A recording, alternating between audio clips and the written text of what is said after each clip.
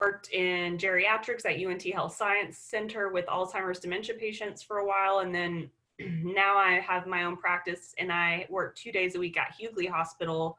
And prior to coronavirus, I was doing all the emergency assessments for the psychiatrist in the emergency room. So if anybody would come in feeling like suicidal, homicidal, have any kind of auditory or visual hallucinations, or even just having a panic attack, because a lot of times we don't know what that feels like and it's pretty scary. It feels like a heart attack. So people would oftentimes present to the ER for that. I really like working with couples and adults, and I really am attachment and trauma based, because anybody in our lives, we have trauma. It could be big trauma, big T trauma, like a sexual assault or a violent act, or a hurricane or something like that. And then there's also, what we call little T traumas, which are a divorce, unresolved grief, relationship issues that were never resolved. And sometimes a lot of people don't think about this as trauma, but any kind of physical illness that we go through can be pretty traumatic, because it gives us a sense of helplessness and hopelessness, which is kind of the precondition for trauma, right? Like we feel out of control to stop what's happening. And in that sense, I think that's really related to what's going on with coronavirus. If we don't have anything predictable, we feel like there's nothing we can do, and we're losing that sense of connection, even just physical touch with others, right? And so that can kind of set us all up, which I think everyone is going through this right now, with just a lot of heightened anxiety and feeling isolated. I don't know if any of you guys can relate to that.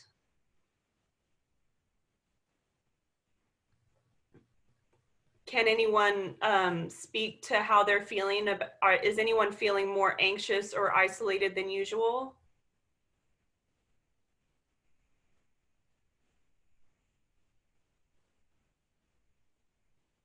Too shy? I live alone, so I'm feeling I'm reaching out more, which I'm glad I'm doing, which I didn't do before coronavirus. So that has helped me out a lot. But yeah, it is isolating. It is. It is. And you know, a lot of times our normal coping skills that we may have used before this, such as like, you know, I can remember after I had my daughter, I had really bad postpartum anxiety and depression. And so what I would do is I would leave the house every single day with her to go to the grocery store, just to get out of the house, just to see another human being besides a baby. And like, that's something that would be hard for anybody to do right now, right? Because you're afraid of catching this virus. So I don't know if there's other things that you guys feel like you've lost some type of normal coping. Does anyone feel that way? Like,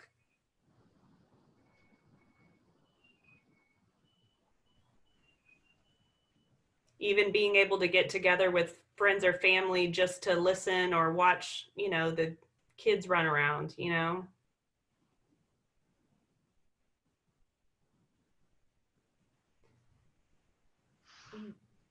Well, it's just y'all's chance to interact, you guys. Does anybody have anything that they're struggling with today?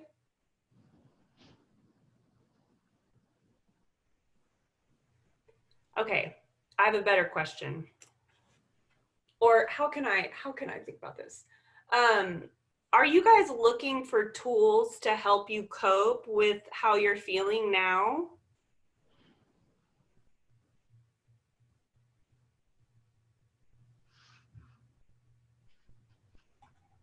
That would be good. That would be good. Oh, that's a good idea. That's a good idea. Yeah, if you guys have trouble talking or it doesn't seem like it works well, the chat can be helpful. So I'll start with some of the practical things you can do to help control this sense of a lack of predictability. And so I will even also type those in the message box so that if you guys are having trouble hearing me, at least you can kind of go back and read this later.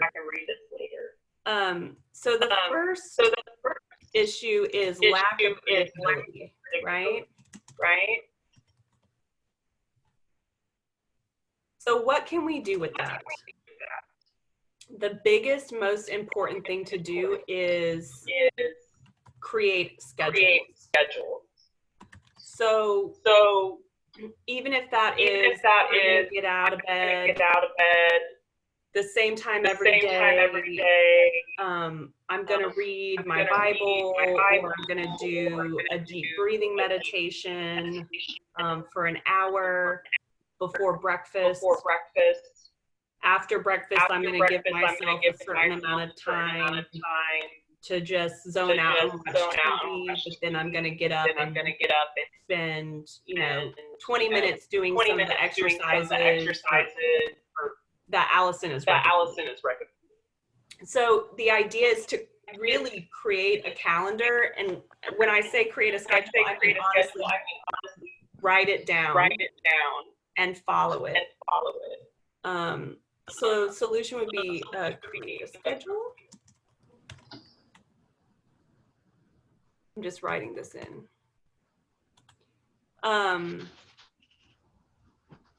The other part of that schedule, though, is include in your weekly or monthly calendar. I look forward to something.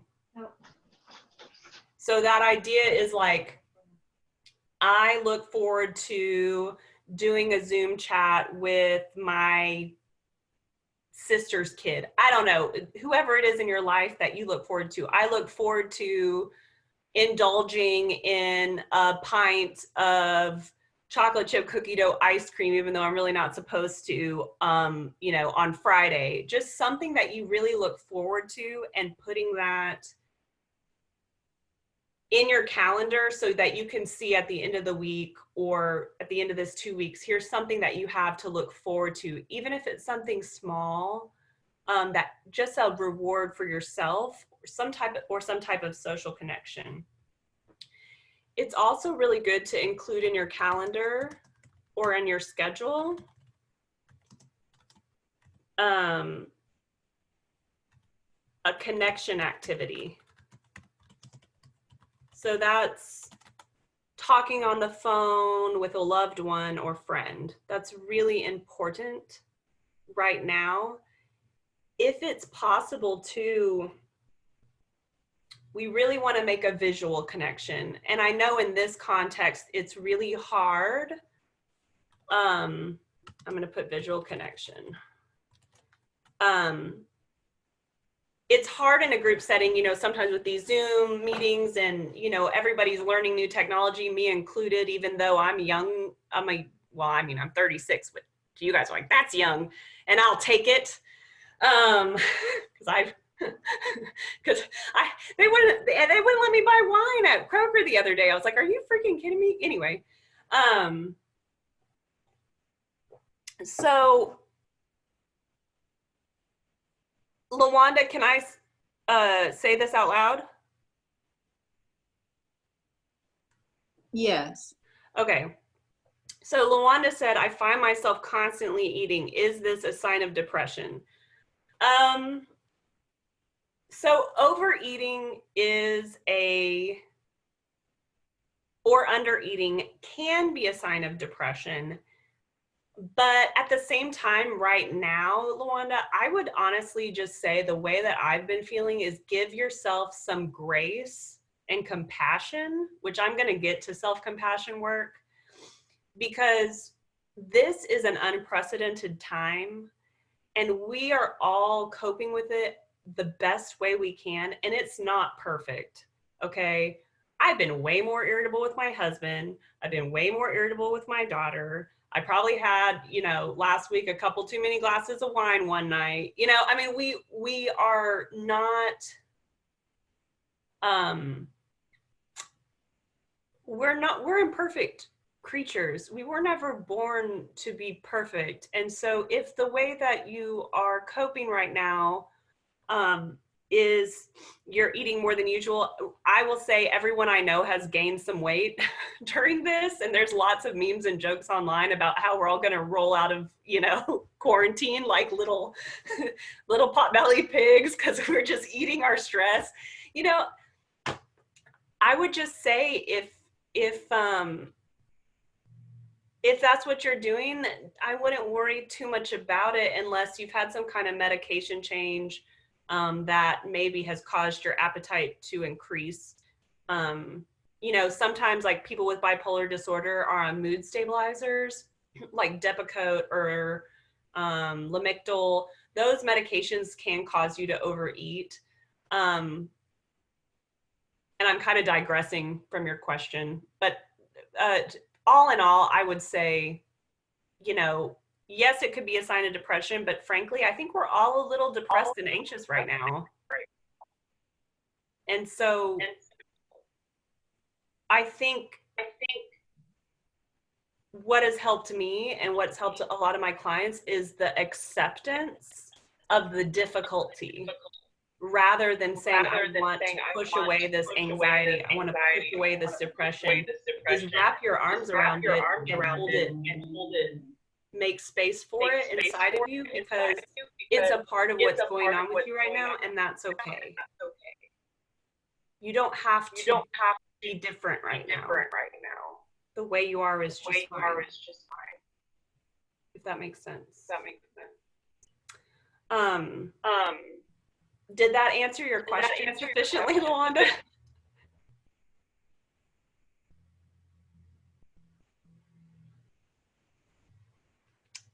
I would say too, just to like piggyback off what that question, am I having signs of depression or anxiety? Probably yes, we probably all are. The only time I would really say you need to be pretty concerned about it is a couple of things. If you're having active thoughts to hurt yourself or kill yourself, that's dangerous. You need to go to the hospital. If you are not sleeping at all, so persistent insomnia, you need to get in touch with a mental health physician or whoever takes care of your medications. Because a lot of people have multiple comorbid conditions, like people with Parkinson's. Allison, who do they usually go to for their Parkinson's medications? Because a lot of the psychotropics I know can interact with Parkinson's in weird ways. Well, for most people, probably their neurologist. Okay. So if you're having, if you're having persistent insomnia, if you find yourself unable to just even take a shower for like several days because you're so depressed, these are things you do need to call your neurologist about. And if you're having any thoughts to hurt or kill anyone else, these are things you need to that's an emergency situation. But other than that, I think give yourself some grace as you struggle through this time, because it's hard for us. What was the other thing I wanted to say? Can I ask, sorry, Ashley, can I ask just a clarifying question on the insomnia? So a lot of people with Parkinson's have trouble sleeping anyway. Mm-hmm.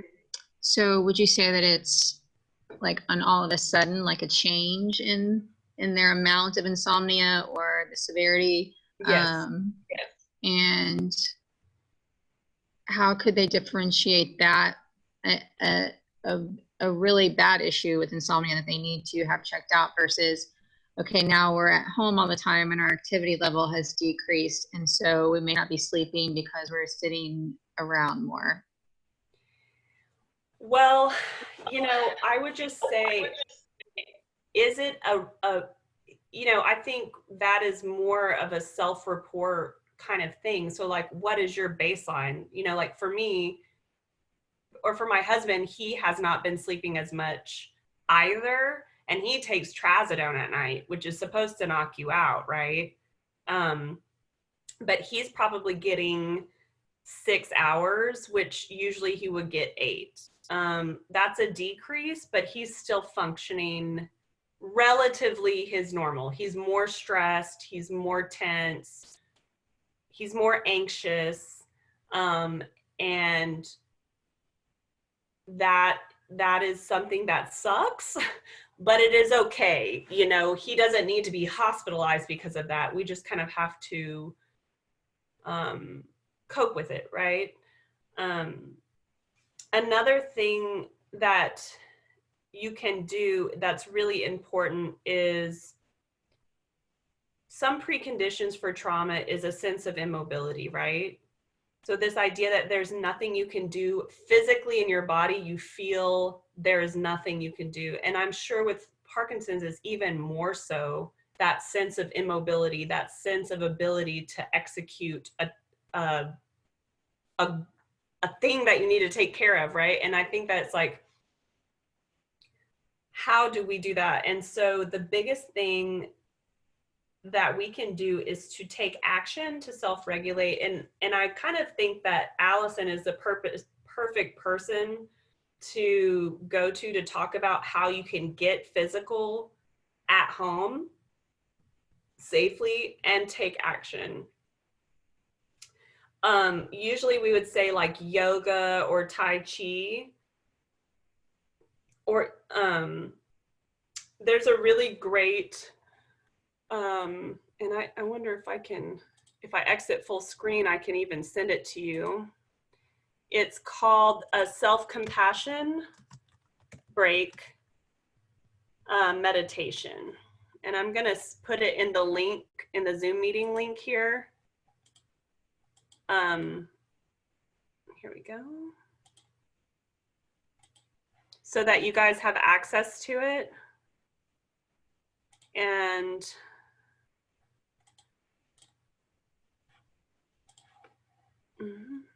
here's the chat.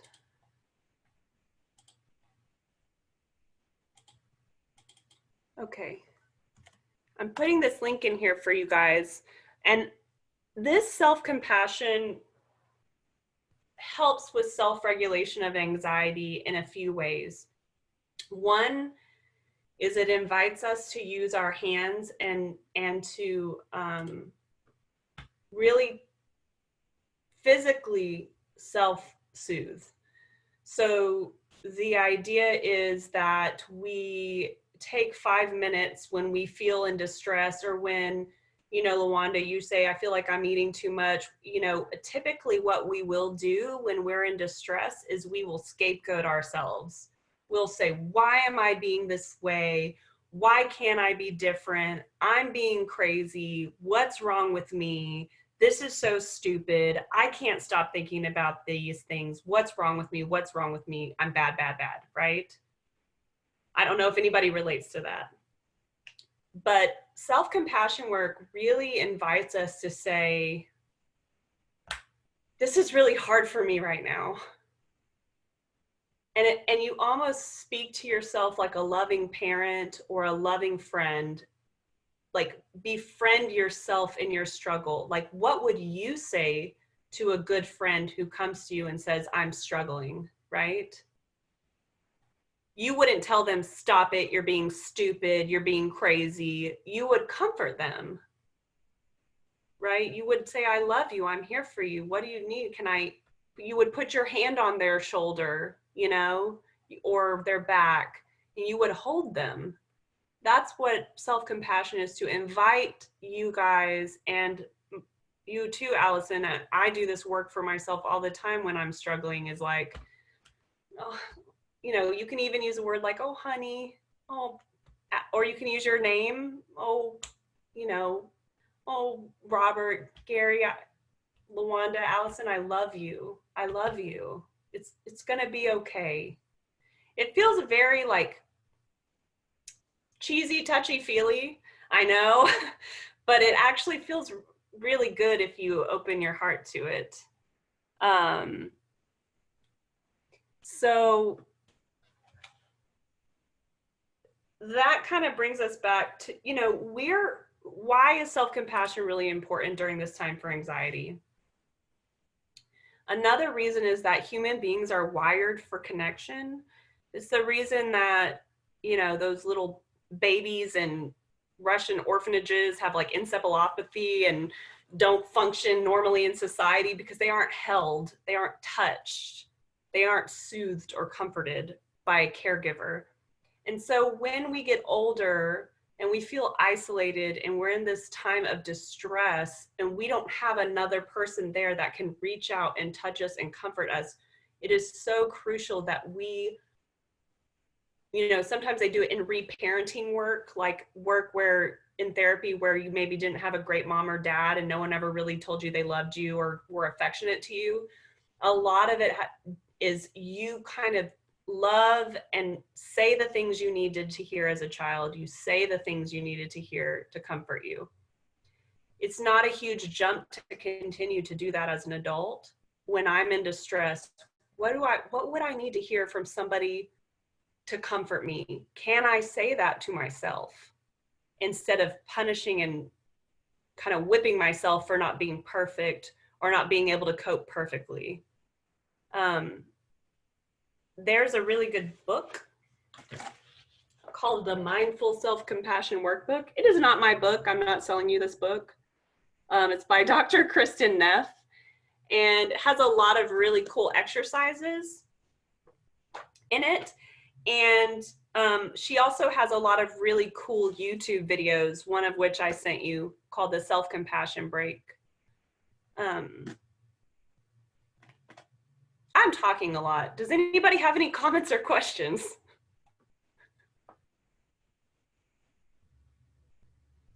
Oh, I got one.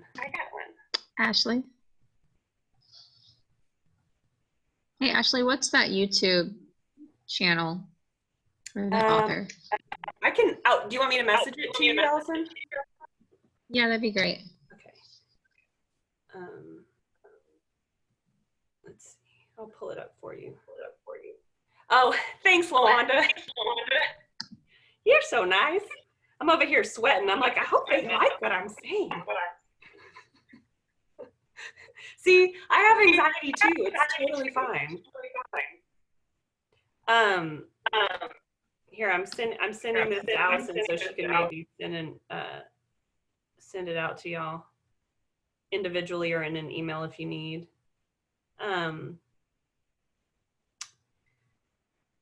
There's another tool that you can kind of put in your toolbox, and I'll put it in this too. It's called the ABCs of cognitive behavioral therapy. And I can explain it, but I'm going to write it down too. So the reason why it's called the ABCs, it's a really nice little acronym for activating event. So A is activating event, okay, AKA triggers. So mindfulness, what we were talking about earlier, mindfulness, self-compassion incorporated into that mindfulness, that meditation is so wonderful to help ground us and soothe us. Sometimes we can also use this idea of interrupting or countering automatic negative thoughts and feelings. So we know that thoughts and feelings are related because the neurons that fire together wire together. I'm sure maybe Allison's talked about this just with how you exercise your brain to help you with your, you know, Parkinson's. It's the same thing for anxiety or depression. the more we think negative thoughts, the more automatic they become. The more we think positive thoughts purposefully and with intention, the more automatic they become and the easier they are to access in our brain. So when we have an activating event or a trigger, let's say coronavirus, that is going to make us have some really automatic negative thoughts. So the B in the ABC is a belief. And the first belief we're going to address is our negative beliefs or thoughts. So those might be something like, I don't know, Allison, what are some automatic negative thoughts you had about coronavirus? Like some really scary thoughts that you may have had? Scary thoughts that I've had? Mm-hmm. I don't know if I've had any, but you know, I know some people are like thinking we're all gonna die, we're all gonna get this. So that's probably the biggest one, you know. People, I don't know if anyone in this group is doing it, but people like my mom that watch Fox News all day and are just constantly there. And, you know, maybe talk about that too, like people that are watching kind of things that have a negative spin on it and how that can infiltrate your own thoughts and lead to a cycle. So. Yes, and that's the number one advice that I will give to people who are struggling with anxiety about any kind of disaster. And I know this from experience because when I was 14, I think that's when the Columbine shooting happened. And I was right around that age, like 9th grade, and I watched that news coverage incessantly, like all day, every day. I got really, really depressed. And, you know, when you're watching the news all the time, I understand it. You think that you have a sense of control, but what it really does is remind you what you do not have control over, which is not helpful. We have to be mindful and focused of what, right. Luana says she has the thought that if I catch it, will I bounce back from it, right? So it's like, I'm scared, right? And so when we have these beliefs, they are associated with consequences, which is C. And those consequences are often emotional. I think I spelled that wrong, but you know what I mean. Consequences, emotional. So what are the emotional consequences that we have from these automatic negative thoughts? Will I come back from it? We're gonna die, things won't change, we're gonna run out of food, there's not enough supplies, we feel anxious, right?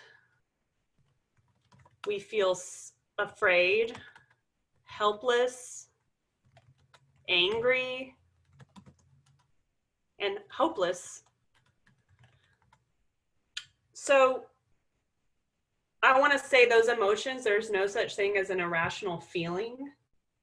We have feelings as human beings. Our brains are trying to protect us a lot by causing us to get excited about these feelings. We should be afraid, and therefore I need to do, like, things are really, really bad. Your brain is trying to say, hey, you're in danger, do something about it.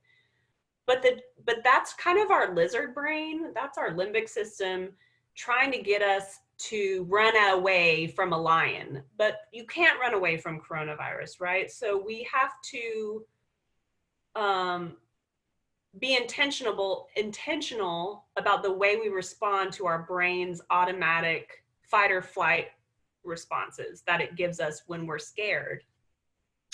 So the point of what I would encourage you all to do, if you can, if you're able to write it out, and if you're not able to write it out, if you have some kind of dragon dictation and to talk it out so that you see the words written down. Writing is always the best way for the brain to process, we think. But if that's not possible, which it isn't for everyone, you can do the alternative, which is, you know, speak it, and so that you at least see it written, so then your visual cortex is also engaged. Because if we only sit and think about these thoughts in our brain, we go down the rabbit hole, or we're in a hamster wheel and we just spin around and around. because we're not integrating it out of our limbic system into the rest of our brain with seeing the words, using our fine motor skills, writing the words, so that our brain is processing what's happening with the whole brain, not just in that scary part of the brain. So that said, what can we do when we have all these negative thoughts? We go back to the beliefs, and this time we write more positive or neutral thoughts. So if we're looking at, we are all going to die. What's a more rational, neutral, or positive thought? Allison?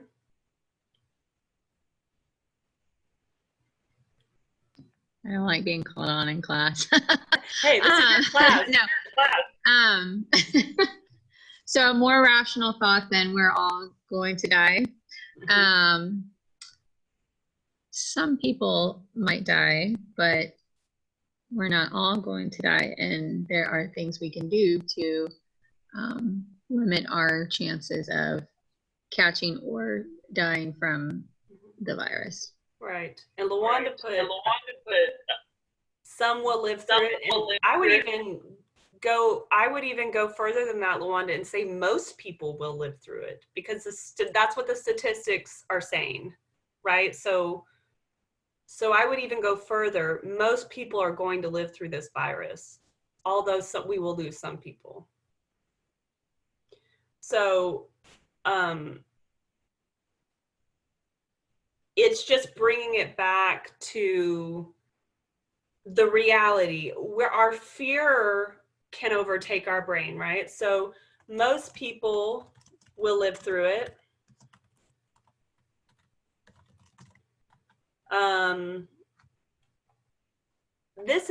This one, LaWanda, you put, I have the feeling if I catch it, will I bounce back from it? I also have that thought,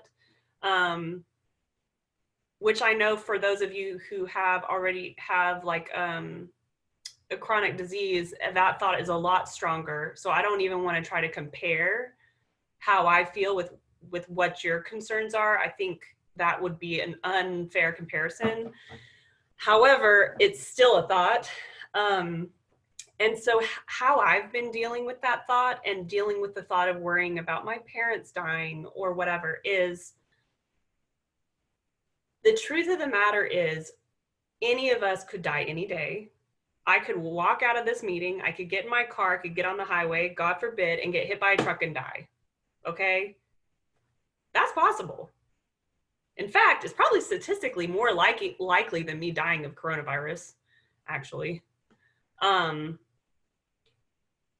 so the knowledge I'm a human being, meaning that I could die any day, what do I have power over now? Right now. Right now I'm alive. Right now I am grateful for what? So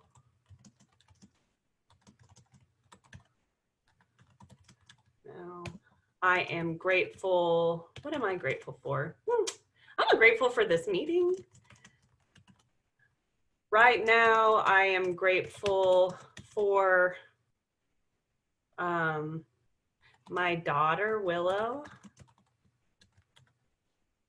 And you can just go on and on. You know, I think that when you talk about death and the finality of that, that is so frightening for so many people. And then at the same time, you know, I also think about this, and maybe this is morbid for some of you guys, but I worked in hospice for a long time. So I saw a lot of death. So I had to oftentimes, I mean, constantly seeing people die, you do think about your own death pretty frequently.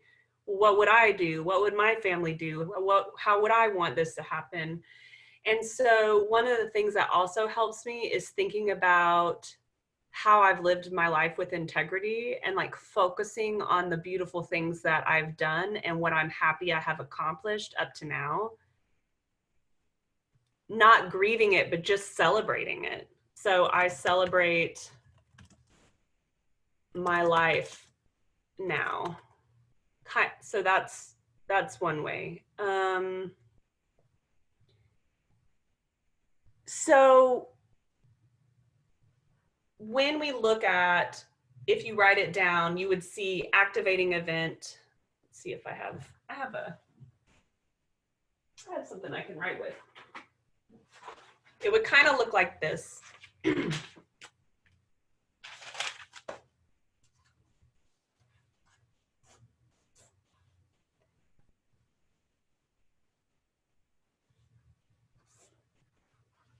This is how I do it. And then positive, positive. So what it would look like, if I can move this. Can you see that? So this is activating event, and you would write it here. Coronavirus. Okay. All the negative beliefs and all the negative feelings. Then we write down here all the positive beliefs and all the positive feelings that generates. So when we look at, okay, yeah, Luanda, I've started eliminating negative people from my life. So you're celebrating that and grateful for that. Exactly. And so what does it feel like? Yeah, count your blessings for sure. That gratitude work really helps me when I'm feeling despondent. So when you think about what you're grateful for, the integrity that you've lived for your life, and that most people are going to survive this, what feeling does that bring up in your body?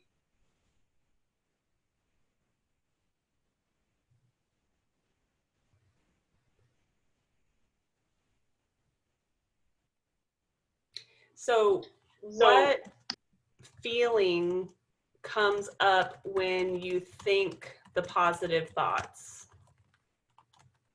Are they different than the feelings you had when you were thinking about the negative thoughts? Do you notice a reduction in tension in your body? Yeah, I feel like a load is lifted. Right. Thank you, Luanda. Most people do when they do this exercise, when you just look at the activating event and then read only the positives and then list how that makes you feel. Because what that does too is it gives you a sense of autonomy and mastery of your own feelings.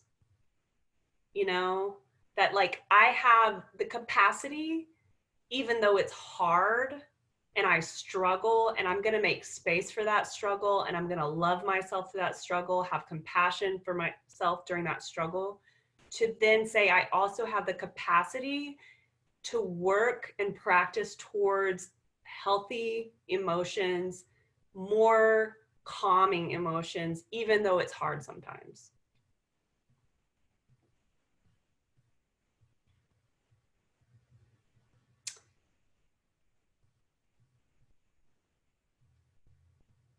Grateful for the miracle of another day to live. Yeah, another day. I'm just going to share his other thoughts. He's not in the, he's listening to the call, but he's not in the call. But he says, yeah, miracle of another day to live, and for other people around him to have another day to live, and that he feels hopeful when he thinks positive. Have you guys ever talked about like the emotional grounding with 5 senses? Is anybody aware of that practice? We have not talked about it as a group, so. Wanda has I would say share. Okay. This is going to be my last tip of the day. So, one thing that I will do when I'm stressed or is sit somewhere. If you can go for a mindfulness walk, that's great. If you can't, sit somewhere comfortable in your home that you find soothing. Sit on your front porch or in your backyard and use your five senses: taste, touch, smell, sight, and sound, and focus. What do I smell? What is that? Is it like I have a honeysuckle plant that grows on my neighbor's fence, and sometimes I'll get a whiff of it and I just think about that smell and focus on how much I love that smell. What do you see? Like, do you see the wind blowing through the leaves? Do you see a kitty cat run through the neighborhood? Do you see children playing? What do you hear? Do you hear a bird or the wind or a chime? What do you taste in your mouth? Is it salty? Are you drinking a really nice cup of tea or coffee, or a cookie? And then what touch? How does your body feel with your feet on the ground or in the grass? And really, when we're very anxious, sometimes just focusing on those five senses in the present moment and the beauty of each of those sensations can really bring us a sense of peace.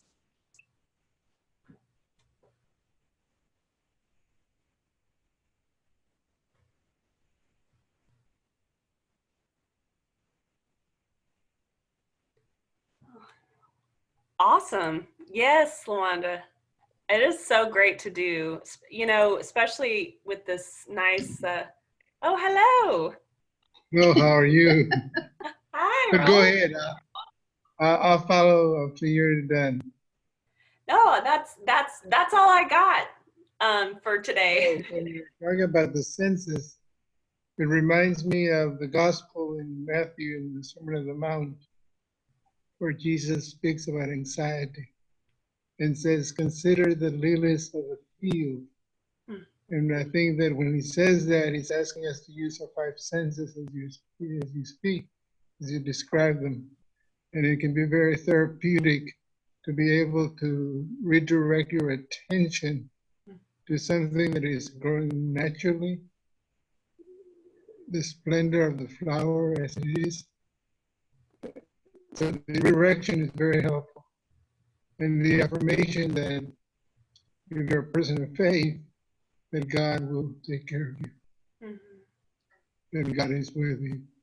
That would be the spiritual slant from a Christian perspective.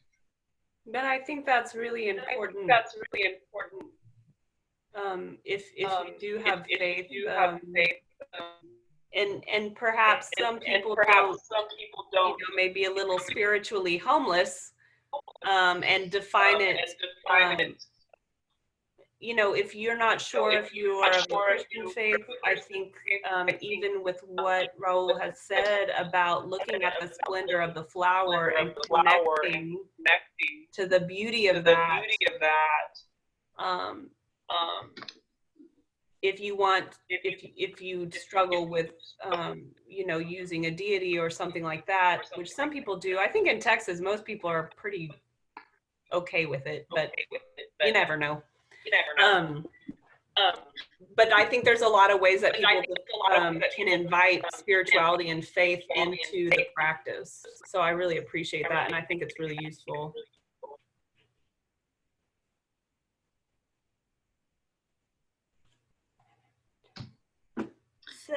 So I have a question. Uh-huh. Okay, so let's say that we're practicing some of these things and trying to decrease our anxiety and fears, but we are quarantined with someone who maybe is not and is less willing to use some of these techniques, and what can we do to kind of minimize their there are negative thoughts and actions from impacting us.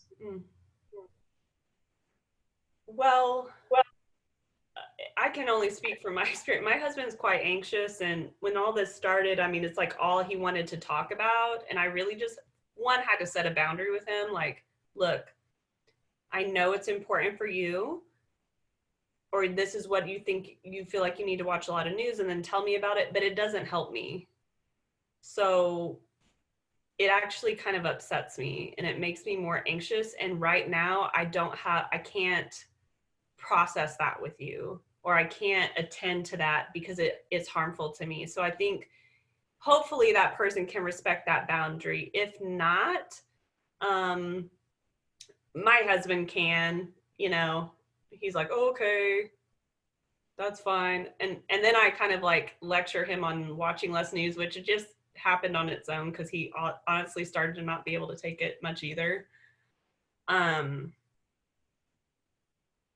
Can you give me an example of what you're talking about, Allison? Because I think that there's like levels of negativity and like in the home where it could go from like. Oh, there is, yeah.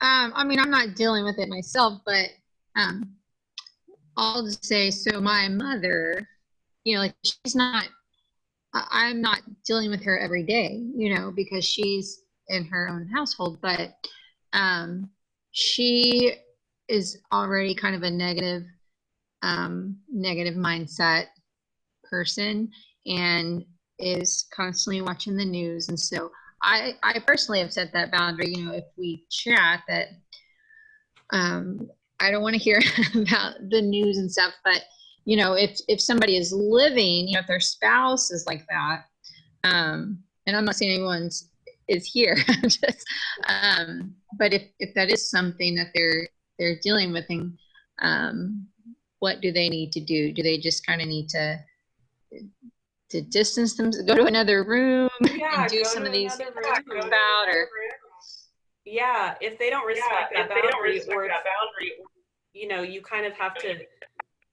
use a little behaviorism, which is extinction, which is I'm not going to engage in this conversation. I love you, but it really is hard for me to hear, so I'm going to go do this instead. The other thing I think that's an important piece of that is us as the partner, the child, the sister, the brother, mother, father, whatever, of someone who is like that, is we oftentimes have a sense, like when they're anxious, we have a sense that like it's something, like we internalize it, like we take it on ourselves as like, well, I need to help them stop feeling this way, right? And so the truth of the matter is you don't need to help them stop feeling that way. It's not your responsibility.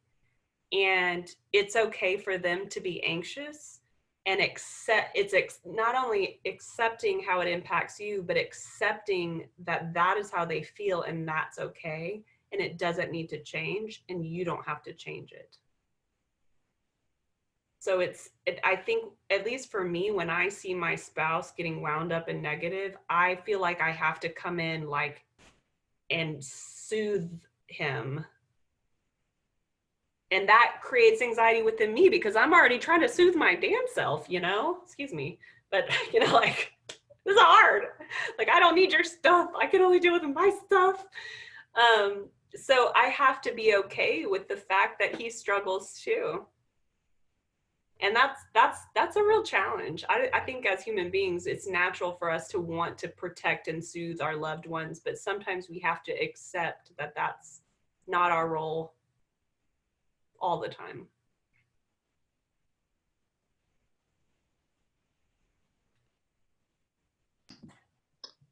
Does anyone else have any questions or comments? Oh, come over here. Raul has a comment. It's just a story that happened to me last night. I was eating, and as I was eating, I was thinking about the distance that I experience in my work. I'm a minister, and I have a congregation, and I feel helpless times in responding to what I perceive are the needs of my people that I minister to. Mhm. So my wife asked me, said, she was telling me about doing some sort of a chore, and I snapped and I said, "Can't you let me eat? Let me finish eating." And she just quietly removed herself from the table. So then I went over there and apologized, and I said, "Look, I'm struggling with my feelings, and so I'm sorry." And so she forgave me. But I had that episode directly involving the emotions and the feelings that we're talking about. Mhm. I think, thank you for sharing that because I'm a therapist. I'm a marriage therapist, and I had to also apologize to my husband recently for snapping. I don't remember. It was oh, I was upset with him because he had skipped a homework assignment for graduate school, or just something dumb. I was like, ugh, I'm working so, this is so stressful. Blah. Like, I don't know. I was just rude, and I had to do the same thing that he's talking about. I had to, he was really patient and explained how that impacted him, what I was saying, and I was like, you know what? I'm not handling this very well either. And I'm sorry when I act the way that I do with my stress and it comes out on you. And I'm sorry. I love you. So that's part of it too, accepting the reality of our imperfection and how we cope with stress, and that we don't have to be perfect. Just acknowledging it.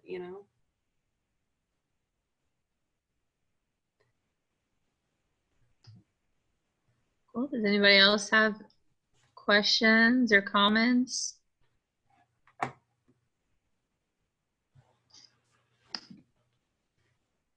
Oh, thank you, Luanda. I can't see any of the chat for some reason. I Oh, don't she said know. that was excellent. Thanks for your help. Item. Raul has 2 thumbs up. Thank you, Raul. I love the way you talk. It's so soothing. Like, it is. I'm like, oh, All right. you should do a recorded meditation for people.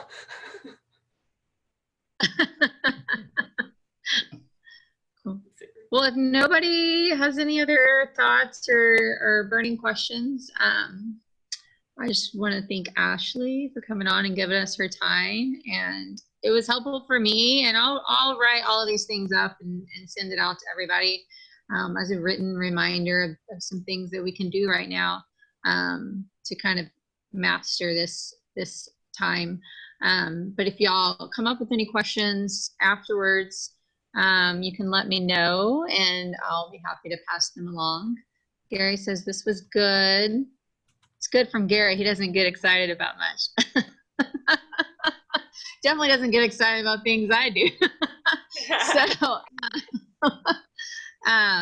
but thanks everybody for joining. And I am gonna, I did record it, but I'm only gonna put it up for our group. So I'll send it to you guys if you want to watch it again later as well. Cool. So thank you, Allison. Thank you, Robert, and not Charlie, but Leanne. Thank you, Leanne, Robert, Gary, Luanda, Allison, and Raul's pleasure. Thank you. Cool. Everybody have a great afternoon, and hopefully I'll see a lot of you online tomorrow for workout. All right. Bye, guys. Bye.